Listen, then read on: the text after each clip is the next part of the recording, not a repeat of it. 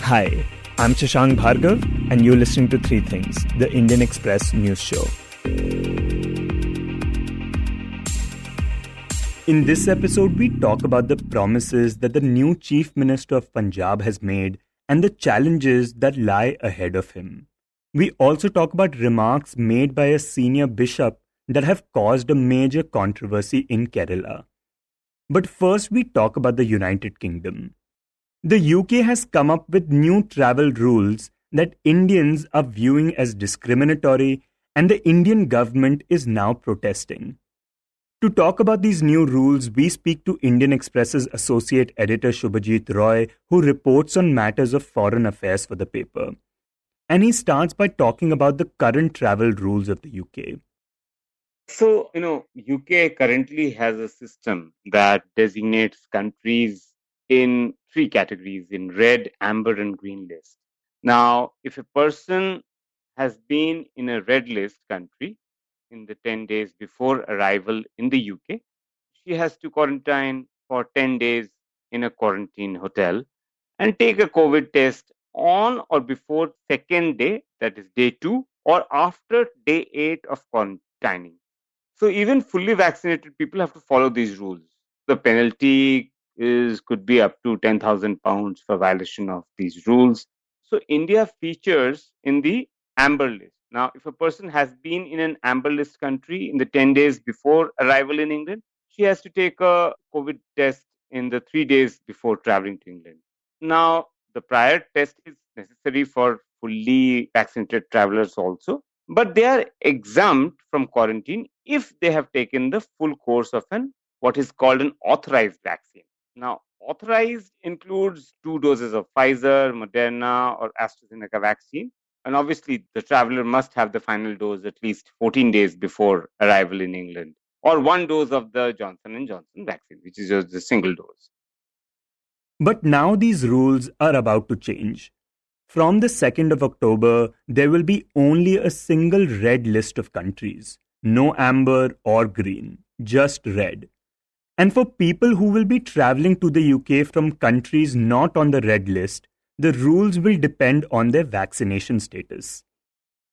Now, the list of authorized vaccines recognizes the full course of Oxford AstraZeneca, Pfizer, Moderna, and Janssen vaccines from a relevant public health body in several countries like Australia, Antigua, Barbuda, Barbados, Japan, Israel, New Zealand, Saudi Arabia, South Korea, Taiwan, and some of them. But India's vaccination drive, which predominantly uses Covishield, a version of the AstraZeneca vaccine, which is manufactured by the Serum Institute of India, has been kept out of the list. So that has what has upset Indian government, because excluding Covishield means that Indian travelers who have been administered with that vaccine have to take a pre-departure COVID test in the 3 days before traveling to England, then book and pay for day 2 and day 8 tests to be taken in England, and quarantine at home for 10 days. So this is kind of a very much complicated bureaucratic process that comes into play if India's Covishield vaccine is not recognized by the British government. So, Shubhajit, you mentioned, of course, that the Oxford AstraZeneca vaccine is the same version of Covishield that almost 88% of the vaccinated people in India have got. So, what is the reason that the UK has come up with this rule where Covishield is not being given the same status as the Oxford AstraZeneca vaccine? Well, the answer to that question is not clear as yet. Indian government in touch with the has approached the British authorities to get clarity on the decision. So according to the Indian government sources, they're saying that UK has told them that the UK's decision is being purely administrative, but obviously there is some kind of bureaucratic reason must have been there. So we'll have to see what exactly is the reason. It could be the safety protocols of the manufacturing facility. It could be there have been reports of vaccines in India haven't passed the quality control test. There have been reports of fake vaccines. So we don't know. All these have been reports, but that particular clarity is being sought by the Indian government as we speak right now. And what kind of reactions have we seen from the Indian government and Indian politicians regarding this? Well, the Indian government obviously is upset. So it has raised this through diplomatic channels, as well as the health authorities are in touch with each other. In fact, Indian government has also invoked the reciprocity principle that if the UK does not review the decision, India may also put that mandatory 10-day quarantine for travelers from the UK. There have been opposition leaders, especially who have been former ministers. They have also tweeted about it. And as we know, External Affairs Minister S. Jaishankar, he is in New York right now, and he met the newly appointed British Foreign Secretary Liz Truss, and she was told that this matter was raised by the Indian minister, Mr. Jaishankar, who conveyed to her that this particular issue needs to be resolved for mutual benefit, in mutual interest. Also, moving on from the UK, the United States has now said that it would open up to fully vaccinated travelers November onward. Do we know whether people who have taken Covishield will be allowed to travel to the US and whether India will face any similar restrictions like it will with the United Kingdom? Well, New York Times has quoted Jeff Zients, who's the White House pandemic coordinator, as saying that US will open up to fully vaccinated travelers from November onwards. The reports in the American media have said that rule would apply to most countries, including India, and also other countries, I think, are UK and Europe and other countries. So the US currently allows only its citizens and members of their immediate families, green card holders, and those with the national interest exemptions if they have been in India in the previous 2 weeks. Now, according to Zients, who is the White House pandemic coordinator, the international travelers would require proof of full vaccination and a negative COVID test up to 72 hours prior to the departure for the US. Now, it is not immediately clear whether tourists, which is the big category, B2 visa holders, would be also allowed to enter the US. So we'll have to actually wait for the notification for the order to come out to understand what are the categories which will be allowed if they are fully vaccinated.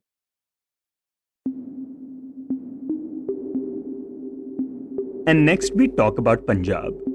After Captain Amrinder Singh resigned from his post on Saturday, the Congress party picked Charanjit Singh Channi as the new Chief Minister of Punjab.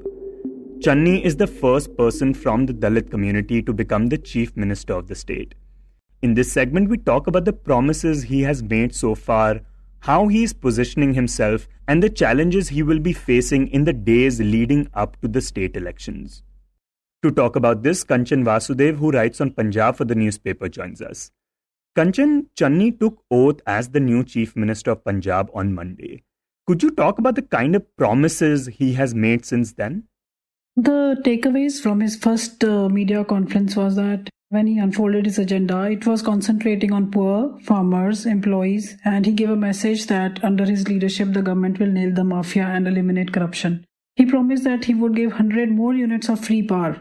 The Punjab government is already giving 200 units of free power to the BPL families. So he promised 300 units in all. And then he said that all the water and power bills which are pending of the poor families of last 5 years, they would also be waived off. So this gives them quite a lot of relief. Then he also said that for the farmers, the free power would continue, which has been on for quite a few years in Punjab. Then to the employees, he said that he would sort out all their issues. He asked them to stop protesting and get back to work, that he would have a very kind approach towards them. And then he also said that he would be very accessible chief minister. Unlike his predecessor, there were allegations against Captain Amrinder that he was always not available. He would seldom come to the secretariat. So Channi is saying that he would be sitting there and he's a people's chief minister. He would be going to every household in Punjab. And then also that he would have his bed in his car. So he'll start working at 5 o'clock in the morning and he's available throughout the day. Yeah, and I suppose that's very different from Captain Amrinder Singh because Channi is calling himself a common man while people used to call Amrinder Singh Maharaja. Yes. He has said that he's a poor man's son, so he's all for the poor. So that is why his promise is also for the poor. And Amrinder has been considered a very tall leader of the state. Chenni is like grassroots worker. He started as a municipal councillor, then he went on to become an MLA, and now he has become the chief minister. About Amrinder, he had a different style. So now Chenni is going to be a common man's person. It was not easy to access Captain Amrinder Singh. He wasn't even available on the phone most of the times. There were no these Sangha darshans that his predecessor had, Prakash Singh Badal. Prakash Singh Badal was considered a very accessible chief minister. But that was not the case with Captain Amrinder. So Chenni is now promising all that he would be available whenever he's required, he'll be there. And also it seems that the fighting within the Punjab Congress is still going on because the party in charge, Harish Rawat, he said that the upcoming assembly elections in Punjab will be fought under the leadership of Navjot Singh Sidhu, who of course is very popular and had a big role in how Amrinder Singh left his post. So what do we know about Congress's plans for the face of the next elections, and how was Rawat's comment taken by others? You see, Congress has been saying it all along that Sidhu would be the face of the next election. That is what they have been saying all along, ever since he became the PCC chief. Now, when the removal of Captain Amrinder Singh took place, that time they were thinking about naming Sunil Jakhar as the chief minister. They thought that they can keep Sidhu for the next election, and Jakhar, who's a Hindu face, who would run the government, and both can work in tandem with each other. But then Sidhu was among those who protested against having a Hindu face. Then they started thinking of a Jat Sikh in Sukhjinder Randhawa. But then Sidhu, it is learnt that he had objections about Sukhjinder Randhawa also, because obviously he thought that there is a Jat Sikh, and if he starts performing as a chief minister, then he would obviously become a face. So there are reports that Sidhu got very upset and he started saying that he should be the chief minister. And his camp also said that you never know, what is going to happen in 2022. You never know if Congress comes back to power or not. But at least he has got these 3-4 months and he can perform. And he can show the people of the state that he's a performer. So this is what happened with Sidhu. Then after all this tug of war, when party finally thought of a compromise candidate in a Dalit, Charanjit Singh Channi, then also there were some red faces. People were not happy. Although Sidhu said yes to it, but somewhere on the back of his mind, he had this issue that he's not been chosen. So Harish Rawat was trying to address that issue. That's why he gave a statement to the media that the next election will be fought under Sidhu only. So this is where party created problems for itself. It became an issue that they are going to remove a Dalit and make way for a Jat Sikh. So the opposition parties, they all started saying that it was just an election stunt, that they are having a Dalit chief minister for 3-4 months only. And after this government completes his term, they would fight it under a Jat Sikh. So they called it double standards of the party. And even former PPCC chief, who was also a contender for the chief minister's post, Sunil Jakhar, he also tweeted saying that this is no way that Harish Rawat should be making a statement few hours after naming Channi. So he objected. Then Randeep Surjewala had to hold a press conference and he has to say that this is not going to happen. Both of them will be the face of the Congress in the upcoming elections. And what do you think are going to be the biggest challenges for Channi going ahead, considering that the elections are just about 4 months away now? You see, when Prashant Kishore was their strategist, Captain Amrinder's strategist during the last elections, he made huge promises. It was like waiving of the farm loan. It was like giving employment in every household in the state. These were like major promises that he had made. And then there was this Bargadi sacrilege thing also, that justice would be delivered. Then they wanted to nail the mafia, like drugs and sand and transport, which are on in the state. There were allegations against Captain by these people only, his own colleagues, that Captain was not able to fulfill those promises. So now that only 3-4 months are left for the government to complete its term, it remains to be seen whether Channi is able to perform. Because he's got very little time, he'll require time to understand also how the things function. Then there's a change in guard, they are changing the officers. Then the portfolios of the ministers would also be changed, new faces would be added. So it's not going to be very easy that he'll have to take stock of everything, then understand it, then react to it, then deliver. So we all are watching, let's see.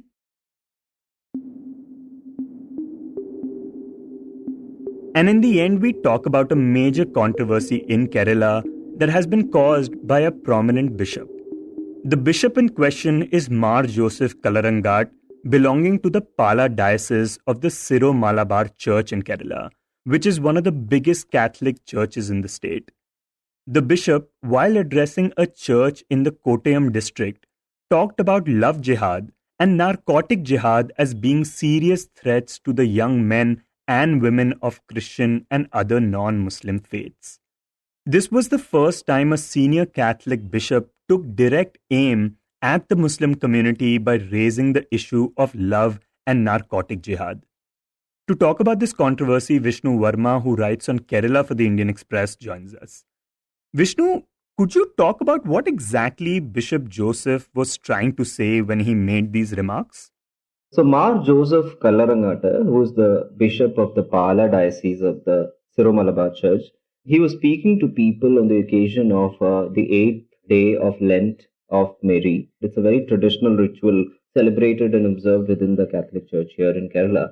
So, speaking to people on that occasion, he was talking about how important it was to protect the family structure and how important it was to have young women in these families safe and secure. And so, just as an extension of that idea, he talked about these twin theories of love jihad and narcotic jihad. Now, love jihad is a theory that we are much more familiar with. It is something that's talked about widely, especially in North India, by right-wing groups. Narcotic jihad is something that many of us are not familiar with. So, by these two themes, he basically talks about how sections of the Muslim community, without directly referencing them as Muslims, he called them jihadis. Such sections of jihadis are trying to lure and trap young women belonging to Christianity and other non-Muslim faiths through various means. So he said how India is a democratic country, and since people cannot directly use weapons to destroy people of other faiths and religions, they are using means which are not easily identifiable. And two of those means are the so-called theories of love jihad and narcotic jihad. So through love jihad, such people trap young women belonging to Christianity and other faiths. They deceive them and then they subject them to rape and exploitation. They make financial deals through them. They subject them to terrorist activities, etc.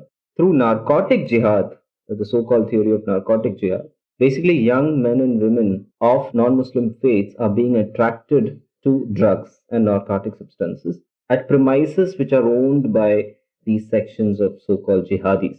Through these places like ice cream parlors or hotels or juice corners are used as places to lure young men and women to drugs and narcotic substances. They are compelled to use drugs and sell drugs and in a way destroying their lives.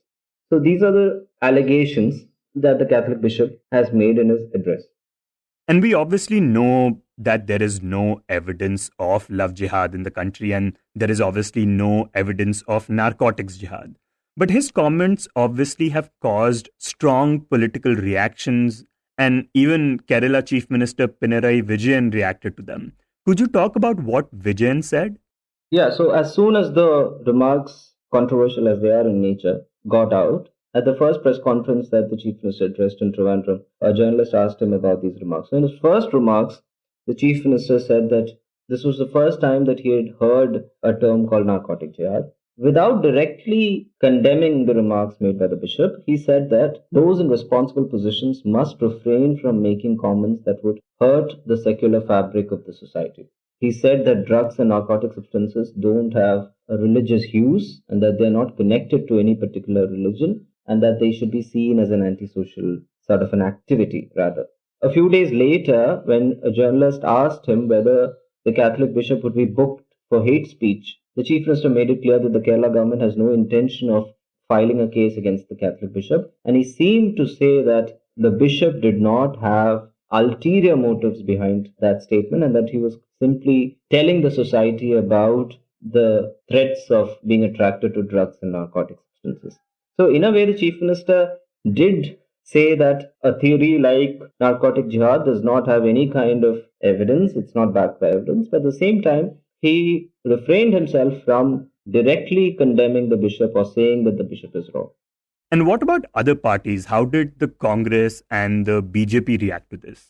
Yeah, I think the Congress party in Kerala had a much more stronger reaction to the bishop's remarks. The leader of opposition, V.D. Sadishan, in a Facebook post said that the bishop went out of line and that he had crossed all limits and that it's a statement that he should not have made. He made it clear that religious leaders and community leaders must ensure that they do not make statements or remarks that vitiate the atmosphere of peace and harmony within the state, and that such leaders are expected to show the light of love, of harmony, and not further endanger the peace that exists in the state. There are also other Congress leaders like P.T. Thomas, for example. He's one of the working presidents of the party. He has also condemned the bishop, said that the bishop should not have made such a statement, which directly vilifies the Muslim community in a way. As for the BJP, obviously the BJP has defended the bishop's remarks.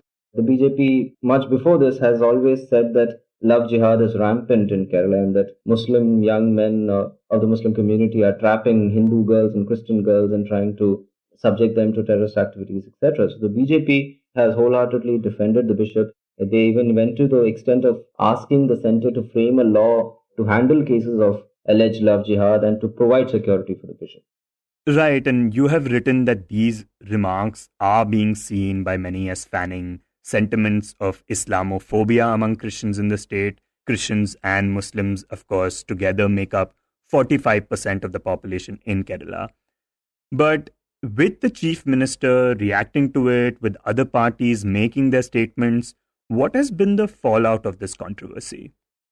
Yes, I think in many ways this remark by a very senior Catholic bishop has completely turned it into a very live drawing room discussion in Kerala. As you said rightly, Christians make up about 19% of the state population and the Muslims somewhere around 27%. And together they make up nearly half of the state's population. These are two important minority populations in Kerala. And it is very important that they are not at war with each other and that they do not see each other with suspicion. And that things about Kerala is that it has always been a model in terms of allowing peace and harmony to exist between communities of all religions. But for the past few years now, it is important to stress that there have been some anxieties and tensions between the Christian and Muslim communities in the state over different set of issues about which community gets more political patronage.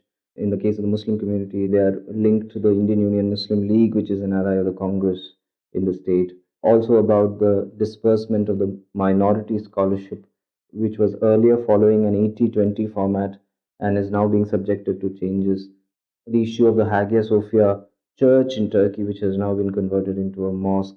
So a whole host of issues are there which have attempting to break the peace between the two most important minority sections in Kerala. But of course, these remarks by Bishop Kalarangata of Pala are seen by many as threatening the state of peace between the two communities by directly targeting the Muslim community or sections of the Muslim community. This could completely polarize public opinion in the state. It could polarize the existing status quo within the state. So that is seen as alarming and threatening for the social and cultural fabric of Kerala in many ways.